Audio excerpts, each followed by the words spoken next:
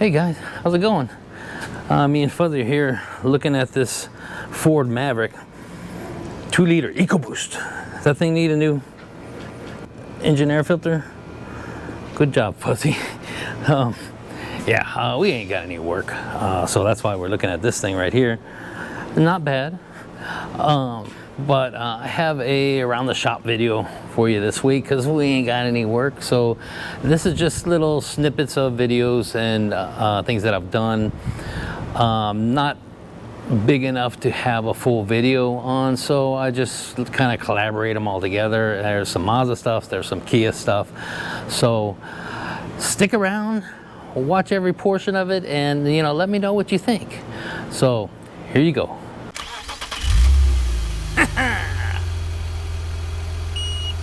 Oh no.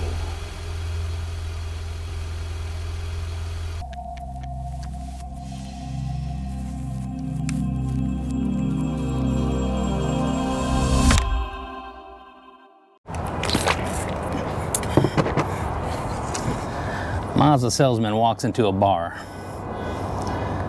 Walks up to the bar where there's a Mazda technician sitting at the bar having a drink.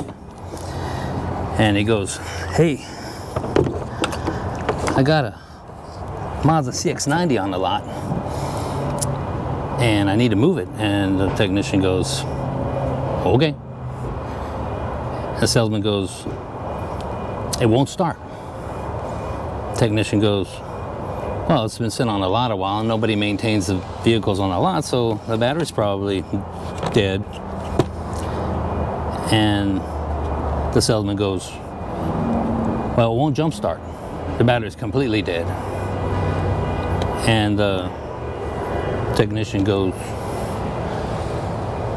"Well, probably it's been on the lot for so long, nobody maintains it, so it probably needs a new battery." And the salesman goes, "Well, how do I move it with a dead battery?" And technician goes, You want to move it with a dead battery?"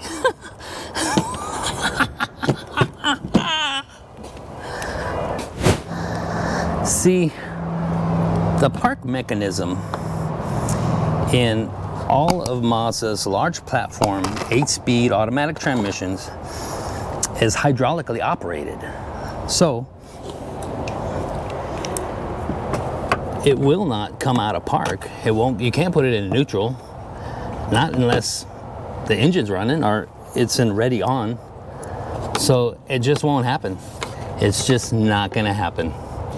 You need a battery, and these vehicles use so much power, so much electricity. You need all of the battery. And if you're lucky, maybe the battery's not too bad and you could put a jump box on it and you can get the thing to go into neutral.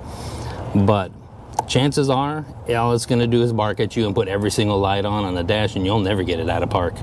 You need to replace a battery. Thanks, Mazda. Okay, this is for all of you that had asked me about this. This right here, this is a CX-90. This is a 2024 CX-90. Right here is a section right here, this cross member right here. It's got this little X right there. I don't know if you can see that. That is a lifting point. So yes, you can lift the vehicle right here, put your floor jack on it. I will show you. I also want to show you this. This is the way my lift is set up.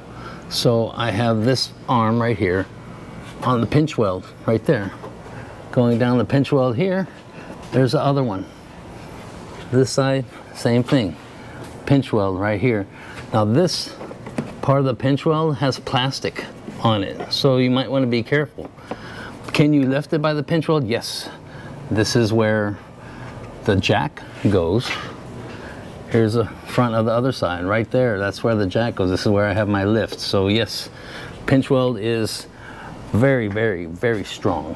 So yes, you can lift it by the pinch weld. So let me let this down and let me put a floor jack right here and I'll show you. You can lift it up from right there. All right, just so you know, the rear parking brake is engaged. And rear parking brake automatically engages whenever you turn the key off. So let me get this in here, see if my floor jack will actually reach. Okay, so this is really hard to tell from down here exactly where that point is. I'm just gonna start jacking it up. Hopefully it's in the right spot. There is kind of like a little cave-in section right there, so you can identify it better. So I don't even know if y'all can see this. So right there. Okay. So that's as high as I can go. Yeah, this is a squeaky jack.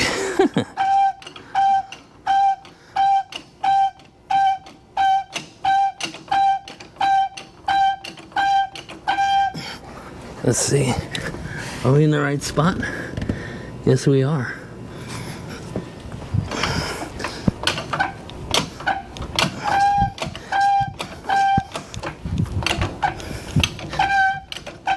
So, however high you want to go, wheels are off the ground.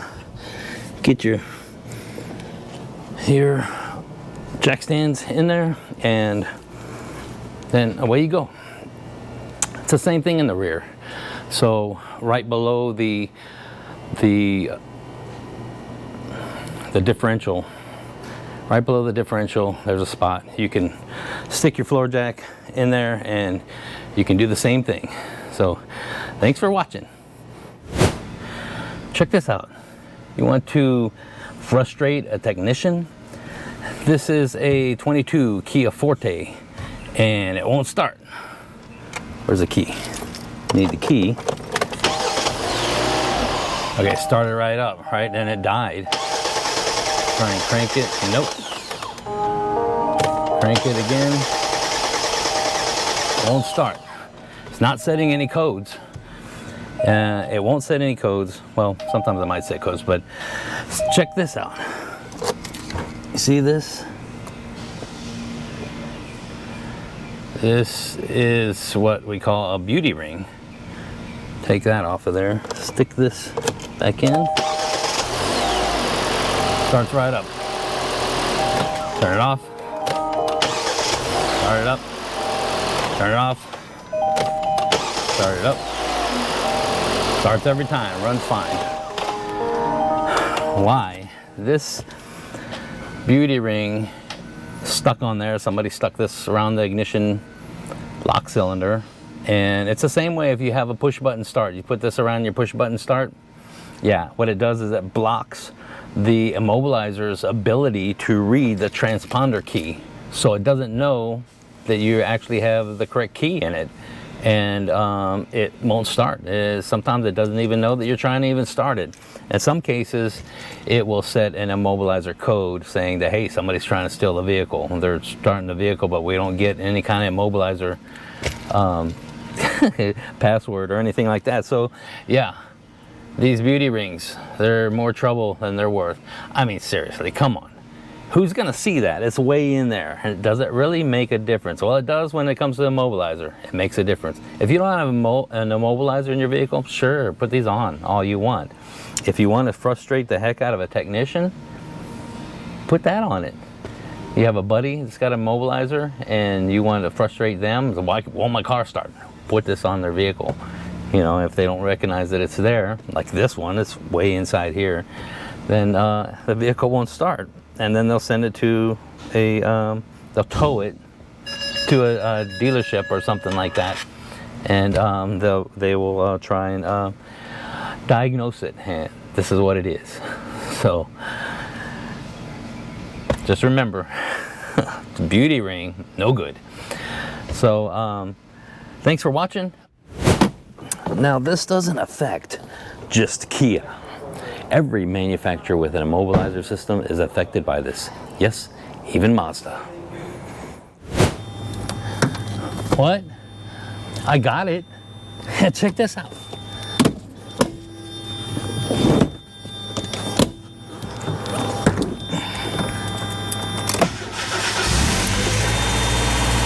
It runs.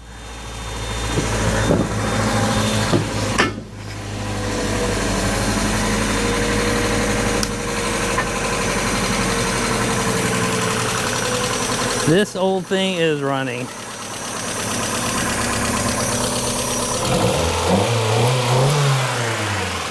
Yeah, and it's not bad. So this car came in and it's been sitting for years. A customer let the thing sit for a couple years.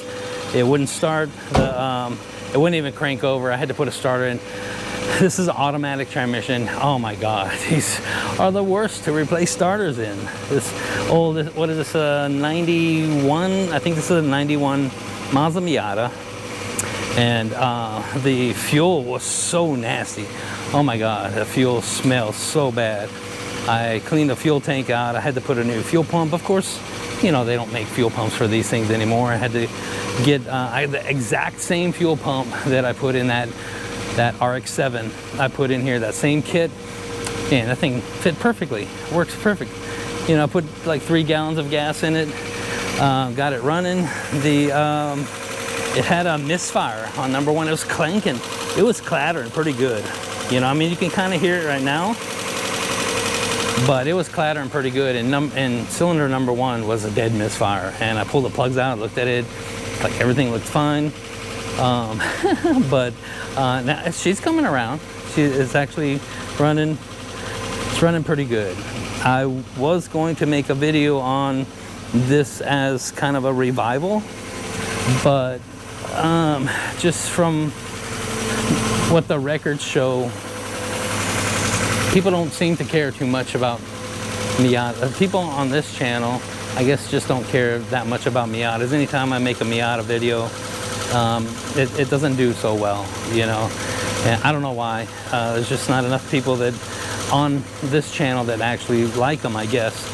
But anyway, I just wanted to show you this. I got the thing running, and this customer is going to be very, very happy. This vehicle is her baby, and although I know it's been sitting for a couple years, man, guys, don't let your vehicle sit around. They just fall apart whenever they sit around. If you have to park it for some reason, at least go out and start it, you know, at least, you know, once a month, twice a month, you know, once a week. I mean, if the thing runs and drives, drive it around the block, you know, start it up, drive it around the block, park it, you know, and it won't fall apart, because it just starts to fall apart as soon as the thing is, so as soon as the thing runs or is parked for too long, it just starts falling apart. It's got the check engine light on because it had a misfire. But and this is like OBD1, so I just need to disconnect the battery, color the code. You know, I was just putting the fuel pump back together, fuel cover, and there's just a couple more things I got to do on this. But and the entire bottom of the vehicle is just all spider webs and egg sacs. You know, it's just it's nasty. It's really nasty. The fuel was the worst. The fuel tank had some rust in it, but it wasn't nowhere near as bad as that RX-7 was. But I just cleaned it out, and I got it running. So it's running good. So let's move on. Hello, Mr. Hirsch. My name is Mike. I am a technician working on your vehicle today. I want to get a quick walk around. Look at your rear tail lights, license plate lights. Look at the rear windshield wiper. When you take your vehicle into a Mazda dealership, you should get a multi-point inspection along with a walk around video. In this video, the technician will check the rear tail lights, license plate lights, the rear wiper if it has one. He will also check the cabin air filter, engine air filter, and do a check on the belt, hoses, check for any leaks and anything that might be out of place in the engine compartment, as well as checking the front windshield wipers.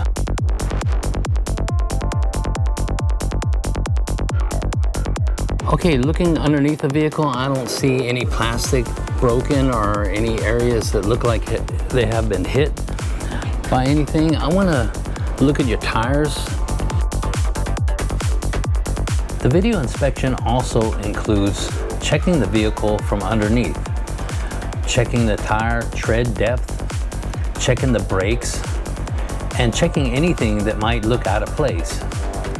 It also includes checking what the customer came in for in the first place, and anything else that we may find along the way.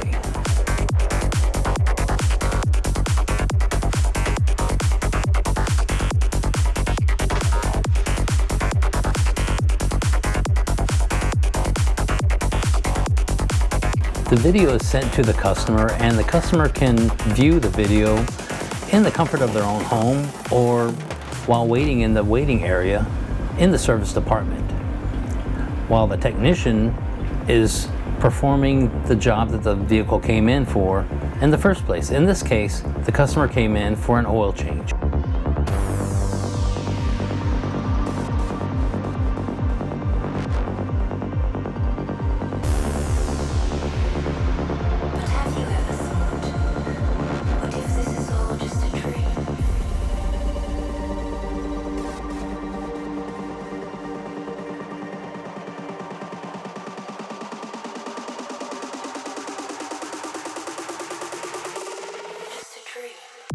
Now, this inspection is not an in-depth inspection. It is just something on the surface. You know, just looking everything over, preventive maintenance type stuff, and you know, what is really needed at the time based off of mileage and time and stuff like that. And in this case, the customer decided they didn't want to do anything, including a tire repair. But, you know, I mean, just like they say, you can, you know, lead a horse to water, but you can't smack him in the head with a hammer, because, you know, that ain't right.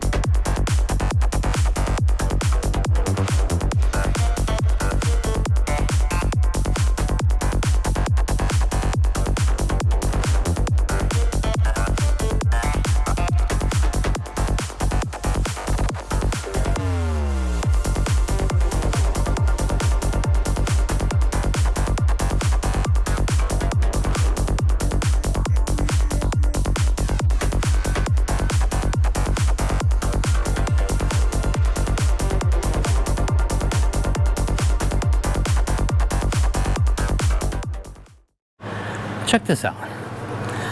This is a 2012 Kia Sorento. It needs a new engine. We got a new engine for it. We also got a whole bunch of other parts here that some of the customer authorized, some that come with the engine. We get a new intake manifold, engine's locked up, so it gets a new intake manifold. We sold the customer belts. We got belts, hoses. This is a new fuel pump, engine air filter, cabin air filter. We're gonna do a brake flush. We're gonna do a EFI service, and we're gonna clean out those old injectors. This is a kit that comes with the engine. So not all, why are we doing a fuel pump and stuff? So this vehicle's been sitting in the customer's backyard, he says, for a few years. I'm guessing, you know, maybe 5 years or something like that. So look at this, the registration expires 26. Well, if it's been sitting for years, why is the registration, you know, up to date? Because in order to get an engine authorized for replacement, the registration has to be up to date. That's what Kia says. Engine is full of oil. Engine is locked up. I can't crank it over. It takes more than 94 foot-pounds of torque to crank the engine, and I can get it to turn if I really need to, but way more than 94 foot-pounds. And 94 foot-pounds is what Kia recommends, you know, on the test to see if the engine's locked up. If it's more than 94 foot-pounds, then the engine's locked up. 94 foot-pounds is quite a bit to turn the crankshaft. Anyway, it's got a new starter in our new battery. The starter's burned up. Starter's burned up because it has a push button start, and whenever these engines lock up and you push the push button start, it just keeps trying to start. It doesn't matter. It doesn't care that the engine's locked up. It just keeps trying to start it. Burns up the starter. So the starter is going to be replaced with the engine under warranty, and the intake manifold is what Kia recommends whenever you replace the engine and an engine is locked up. Kia recommends, if it's a catastrophic event, engine locked up or through a rod, Kia says you need to put an intake manifold on it. So Kia's paying for the intake manifold also. We're putting a new fuel pump in it, and this is an expensive fuel pump too. because the vehicle's been sitting around for years, I'm gonna have to drain the tank. It's got some nasty fuel in there. So I'm gonna have to drain the tank and put a new fuel pump. The customer's paying for that because the vehicle's been sitting around for years. So look at this. And this is, like I said, this is an old one. There's a power steering pump right here. It's got a power steering pump in it. It's a 2012. Whenever the vehicle came in, you know, I had actually talked to the customer before he brought the vehicle in. You know, he's like, what do I need to do? And I told him, you know, make sure it comes in, make sure it has oil in it, and make sure the registration is good on the vehicle. And, you know, just various things. I told him you need oil change records. I don't have oil change records. It's been so long. Well, I pulled all his oil change records just from Carfax, you know. And the vehicle has been sitting a while. So just to let you know, so I had to contact Techline, and I had to submit all this stuff to Techline. And I have all the Carfax information and everything right here. What I'm looking for is the tech case. Yeah, so here's the oil change records that I got from the Carfax that I put on the tech case.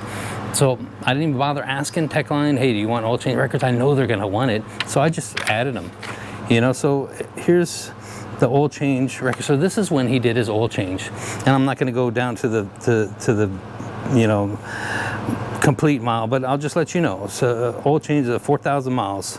So this is the amount of time mileage in between oil changes. 4,000 miles, 3,000, 4,000, 4,000, 10,000 miles, 7,000, 4,000, 2,000, 2,000, 3,000, 3,000, 5,000, 1,000, 8,000, 10,000 miles. There are a couple areas in there where he went 10,000 miles between oil changes according to the records. And Kia still said, hey, you know what?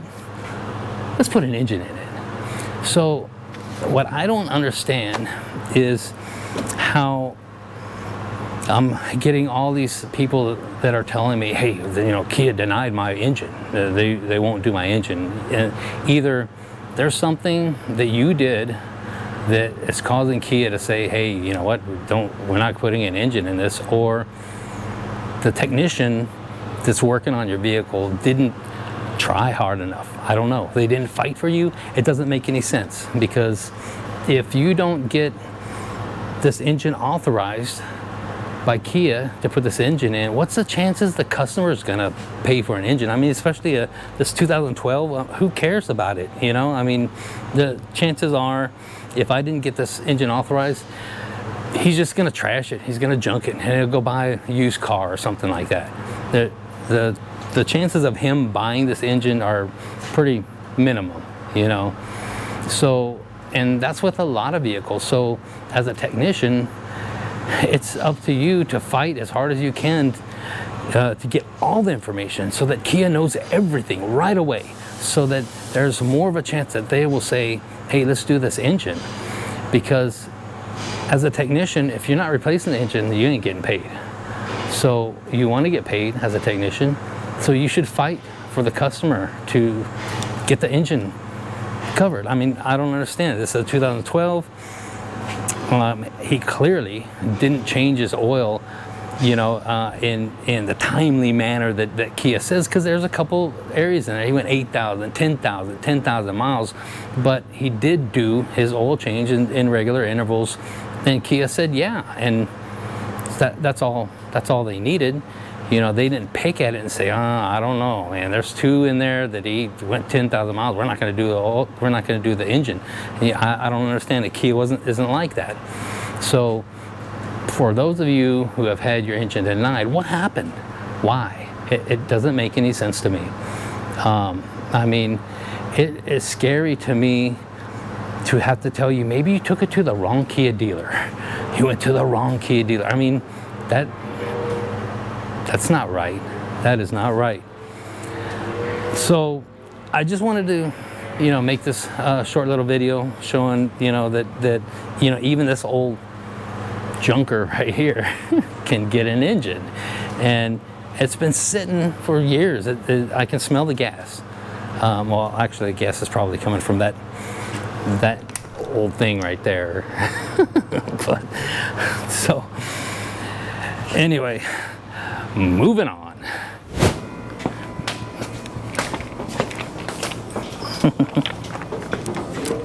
Check this out.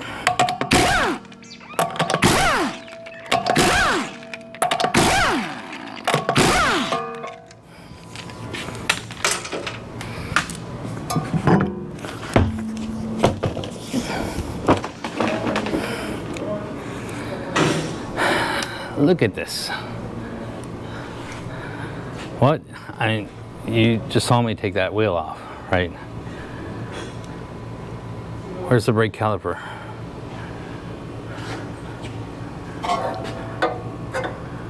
Another zip tie.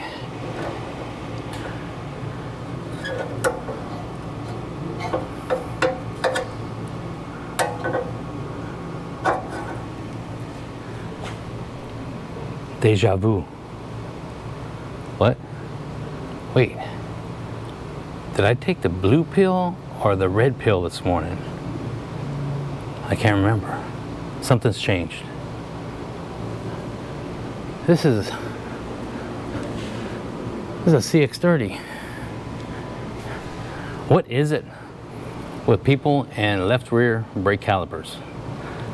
What is it with them? What's going on here? Look at this right here.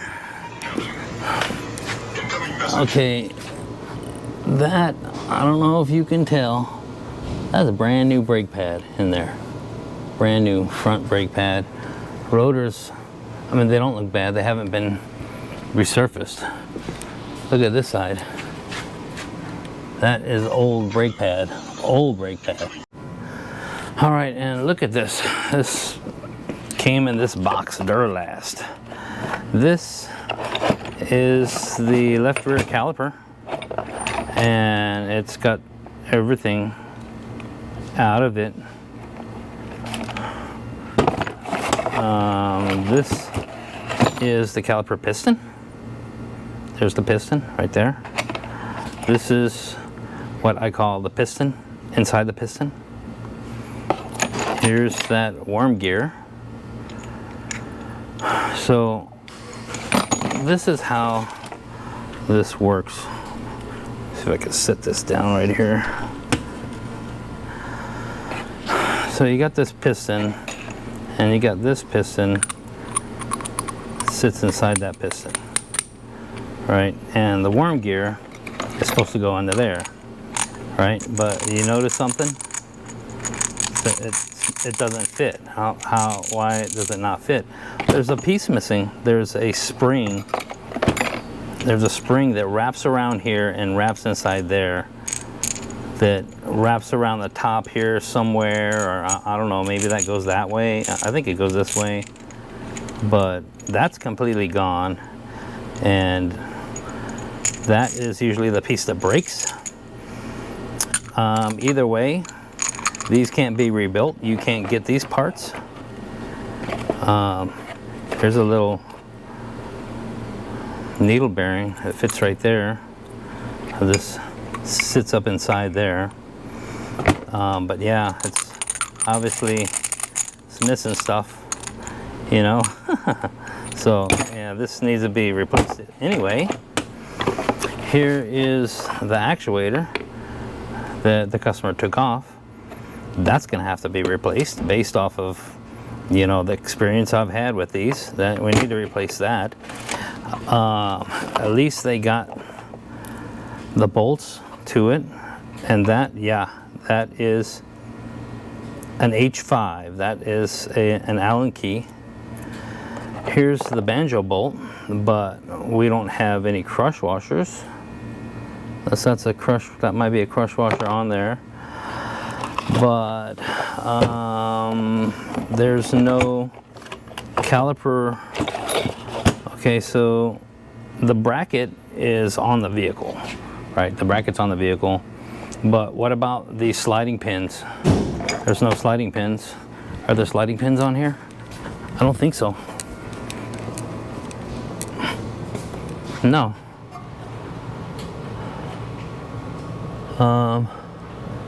Yeah, as a matter of fact, this bracket is on backwards because right here in this slot right here, that's where the rotor is supposed to sit. So the bracket's on backwards, and the sliding pins that go in here that the caliper slides on, because it goes this way, or it's supposed to be turned this way, going this way. Anyway, those are gone too. So there's a crush washer stuck right there.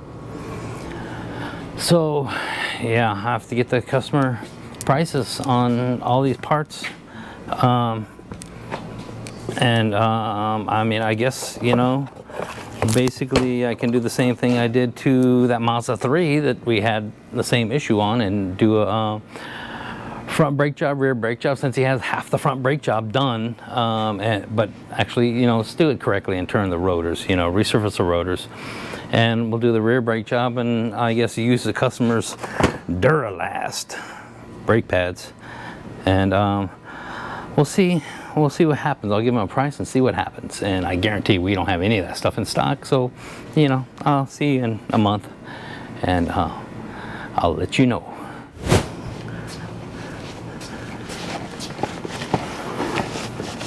Hey guys, we're back on this CX-30 with the missing rear brake caliper. So I've already done one of these jobs, something like that, you know, and I'll put a link up here. You can go check that out, check out the whole thing. Let's just check out and see what parts we have on this, and just make sure that, you know, the parts department gave us everything we need. Let me see. So this, what is this?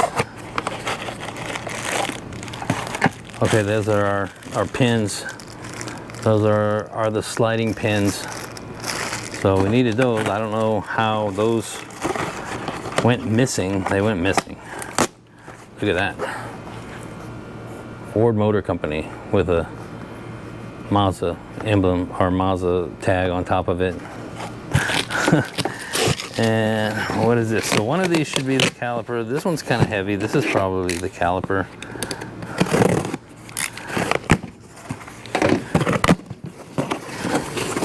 Let's see what this one looks like. Does this one come with a bracket? Did this one come with pins? I don't think it came with pins. That's why we ordered the pins separately. At least that's what the catalog said. How do you open this thing? Like,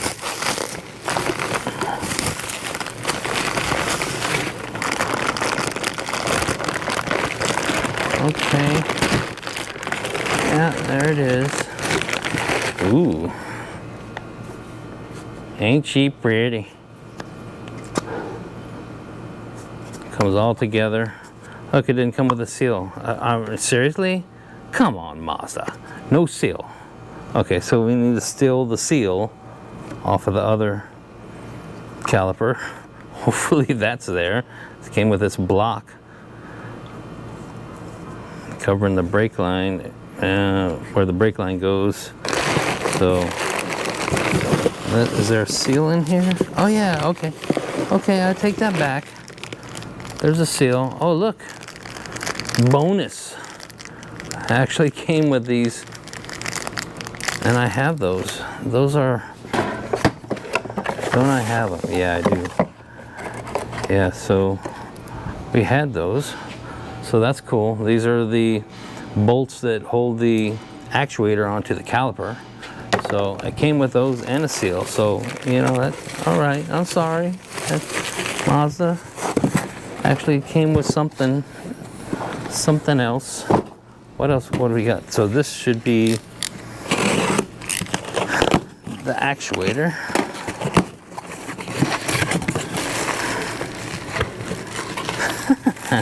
Okay, yeah. So why didn't, you know, I mean yeah, so the caliper came with the seal to put the actuator on, but it didn't come with the crush washers for the banjo bolt. So here's the new actuator.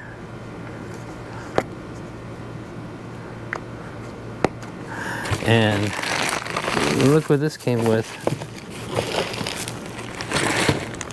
Came with the seal, and it came with these bolts. So we got extra bolts for sure. This some kind of gel stuff. Lubricate that seal. Why didn't it come with the banjo bolt crush washers? So I got the banjo bolt crush washers. Got this one here and that one right there. What else? What else did we need? We have the customer actually saved the banjo bolt. So we got everything that we need to get this done. So like I said, I've done a job like this already just recently, and so I'm just gonna knock this thing out. So what I'm gonna do is, of course, you know, replace install the caliper, the right rear, and the actuator, and then hopefully get the thing to go into maintenance mode, service mode, or whatever. And then I'm going to turn both of the rear rotors and use the customer's Duralast brake pads. So this is weird. So I got a set of brand new front pads right here. I got, you know, and this is just one side, so I got two of them. I got all four brake pads Duralast for the rear.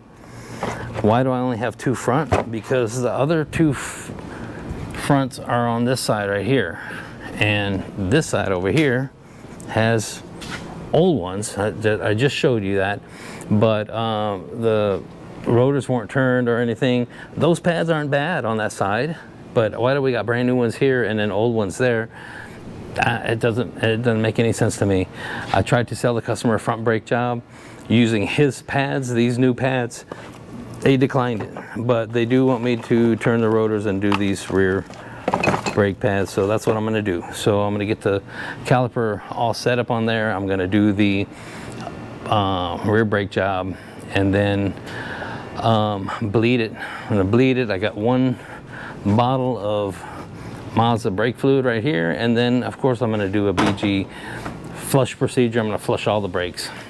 So pretty much the same thing that I did in that other one, so just gonna knock it out. So let's see what happens.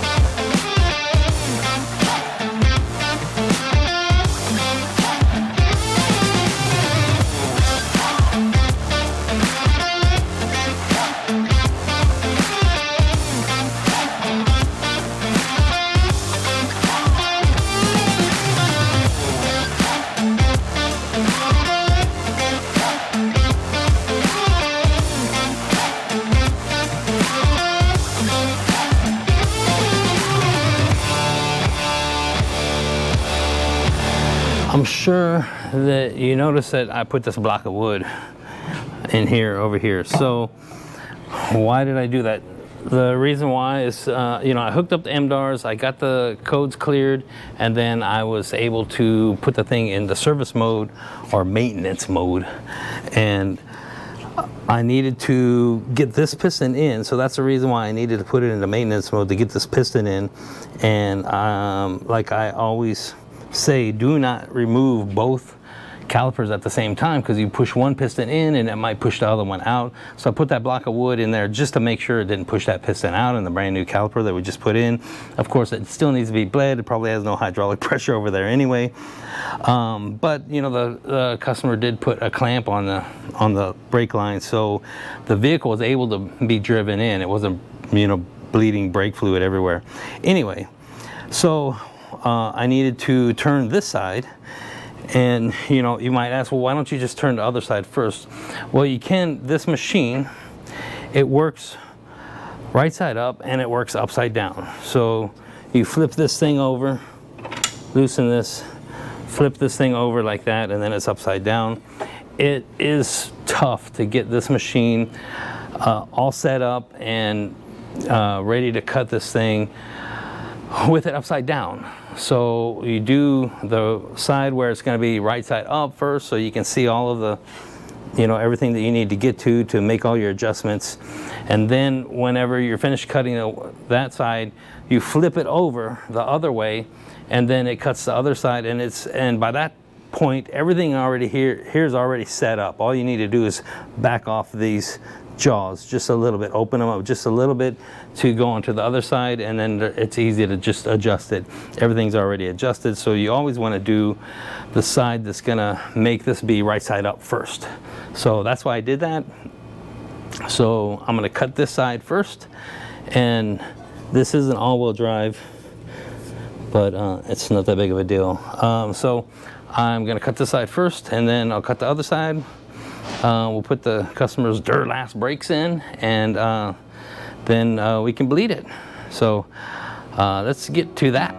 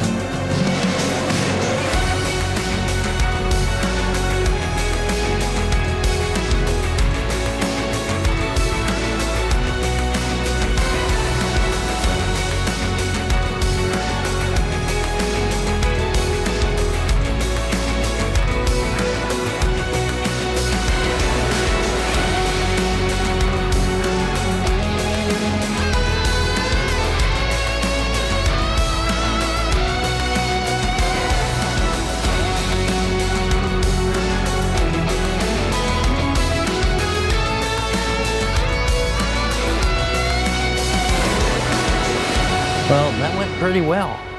So the only thing left is to do a flush. I'm gonna flush the entire system, and then we'll get this thing out of service mode, maintenance mode. Remember, whenever you do a rear brake job on one of these vehicles, I don't care what kind of vehicle it is, if it has electronical parking brake, you have to put it in some sort of maintenance mode, service mode, or whatever, in order to push those pistons in.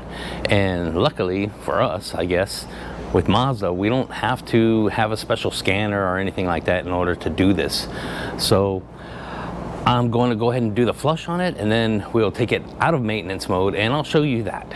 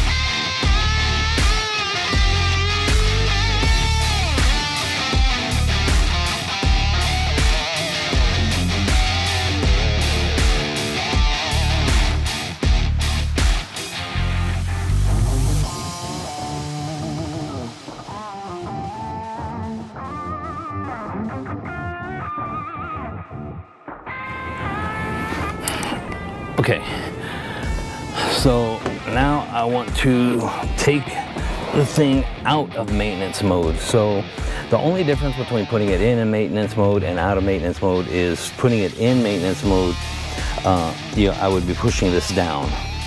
Taking it out of maintenance mode, I'll be pulling it up, and that is the only difference. This thing says that there's a low battery risk. Start the vehicle. Okay, so let's see how this works.